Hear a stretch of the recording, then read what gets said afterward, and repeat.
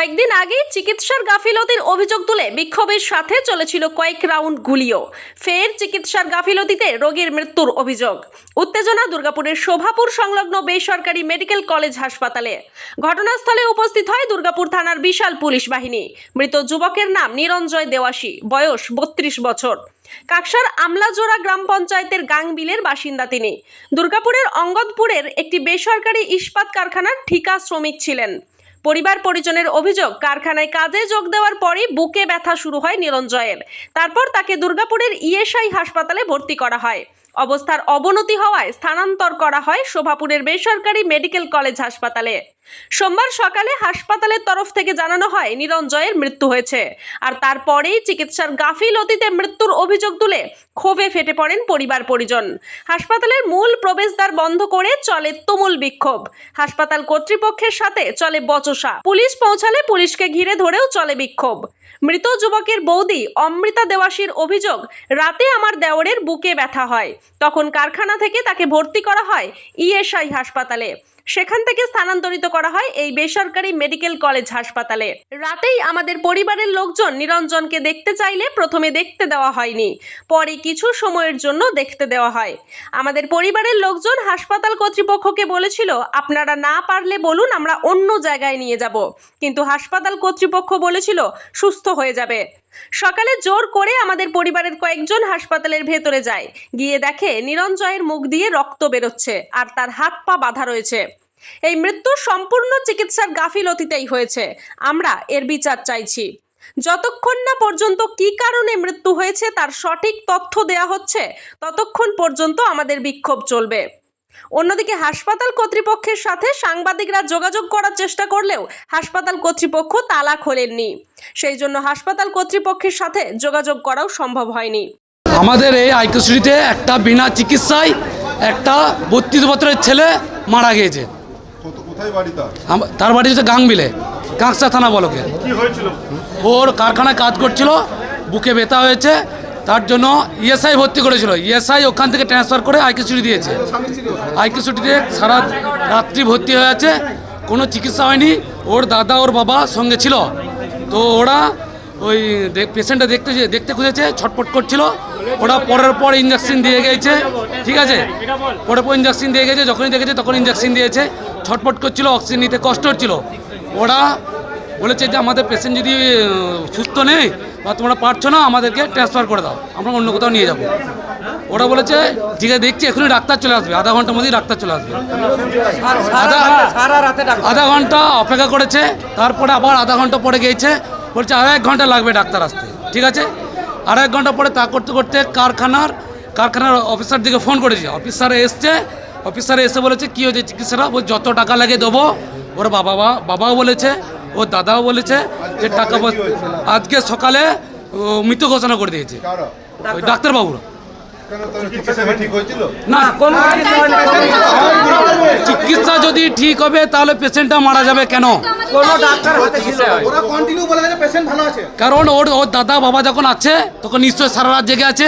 সারা রাত ওরা দেখতে পেয়েছে যে চিকিৎসা হচ্ছে না হয়নি, ইঞ্জেকশন দিচ্ছে না দেয়নি, স্যালাইন দিচ্ছে কি দেয়নি, সব কিছু দেখেছে। তাই আজকে আমরা গ্রামের লোক আমরা চাইছি এর বিচার। বিনা চিকিৎসায় মারা গেল কেন? টাকা পয়সা তো কোনো ঘাটতি ছিল না। আমার নাম বাপনা কুড়ে। ওর হয়েছিল কালকে রাত্রে ডিউটি গেছিল, আর 11টার সময় ওর বুকে ব্যথা হয়। তো ওর মানে যেখানে ডিউটি করে সেই স্টাফরাই ওকে আমাদের দুর্গাপুর যে ইএসআই হসপিটাল আছে সেখানে ওকে ভর্তি করা হয়। ভর্তি করার পরে ওকে ওখান থেকে রেফার করেছে আইকিউসিটি হসপিটালে আসার পরে কি ট্রিটমেন্ট হয়েছে, এরা কিন্তু বলছে কোনো ট্রিটমেন্ট নেই, ডাক্তার নেই। তখন এরা বলেছে যে আমাদেরকে একবার পেশেন্টটা দেখান। এরা কিন্তু কিছুতেই পেশেন্টকে দেখতে দিতে দেয়নি, বারবার ওকে বাধা দিচ্ছে। যখন বাধা দিচ্ছে তখন এরা মানে একটু গালিগালাজ করেছে যে কেন আমাদের পেশেন্ট মারা গেছে, একটু গালিগালাজ জোর জবরদস্তি করেছে। তখন ওকে যা সেকেন্ডের মতো দেখিয়ে আবার বাইরে নিয়ে চলে এসছে, এই রকম ব্যাপার। আর বারবার বলছে হ্যাঁ হ্যাঁ ডাক্তার আসবে, ডাক্তার আসবে, কোনো ব্যাপার নেই, ভয়ের কোনো কারণে। তখন আমাদের বাড়ির লোক বলেছিল যে আপনাদের যদি ব্যবস্থাপনা না আছে বলুন, আমরা অন্য জায়গায় রেফার করে নিচ্ছি।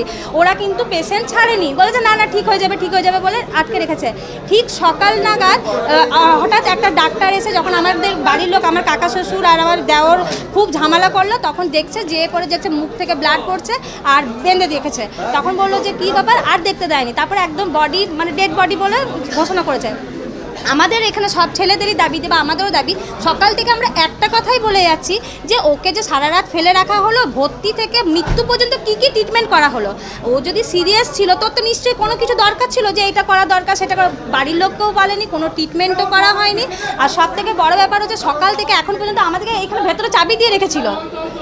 আচ্ছা একটা কথা বলুন, পেশেন্ট তো মারা যেতেই পারে, তোমাদের যদি ফল না থাকে তো তোমরা তো আমাদেরকে হাসতে হাসতে দেখাবে যে এই কারণে মারা গেছে। তোমরা আমাদেরকে চাবি দিয়েই বা রাখবে কেন? আমাদের সঙ্গে একটা মিটিংয়ে কেন বসবে আলাদা করে গোপন? এরা বলছে আমরা গোপন কেন? তারপর যখন আমরা এরকম সব ছেলেরা বললে আমরা শুনবো না, আলাদা করে যা বলার সামনে বলুন।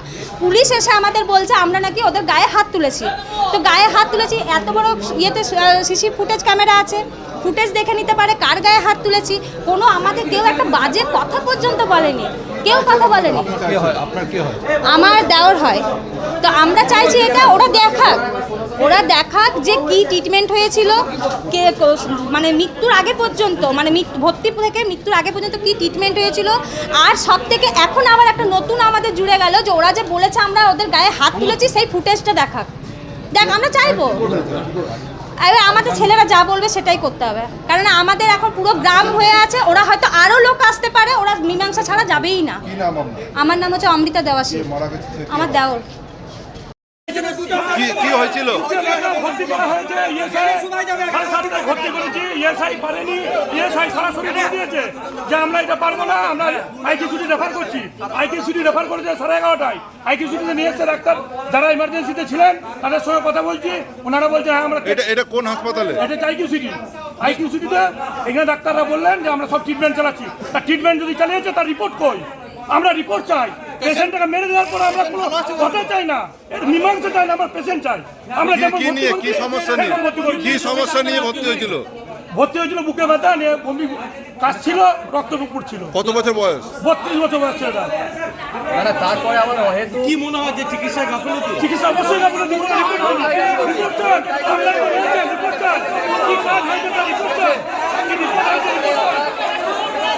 ব্যুরো রিপোর্ট, সোজা কথা নিউজ।